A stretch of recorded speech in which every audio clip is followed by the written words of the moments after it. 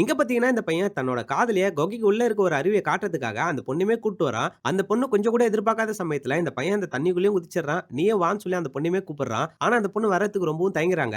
சரி இவனும் ஆசைப்பட்டு கூப்பிட்டானே சொல்லி கால்ல இருக்க ஹீல்ஸ கழட்டிட்டு இந்த பொண்ணுமே தண்ணிக்குள்ள டைவ் அடிக்கிறாங்க. தண்ணிக்குள்ள பார்த்தா சிப்பிக்குள்ள ஒரு டைமண்ட் ரிங்குமே இருக்கு. இவன் ஏற்கனவே தண்ணிக்குள்ள வந்து இந்த மாரி ஒரு செட்டப்பையும் ரெடி பண்ணி வச்சிருக்கான். இந்த பொண்ணுக்கு ப்ரப்போஸ் பண்றதுக்காக தான் இந்த மாரி ஒரு வேலைய செஞ்சிருக்கான். தண்ணிக்குள்ள வச்சு இந்த பையன் ப்ரப்போஸ் பண்ணதுமே அவங்க ரொம்ப சந்தோஷமாயிட்டாங்க. ஏதோ ஒரு சத்தம் கேட்கிற மாரி இருக்கேன்னு சொல்லிட்டு இவங்களும் அப்படி திரும்பி பார்க்கறாங்க. எரிமலை வெடிச்சு அதோட நெருப்பு குழம்பு எல்லாமே தண்ணிக்குள்ள வந்துகிட்டே இருக்கு. இவங்க பார்த்ததுமே ரொம்பவும் ஷாக் ஆயிடுறாங்க.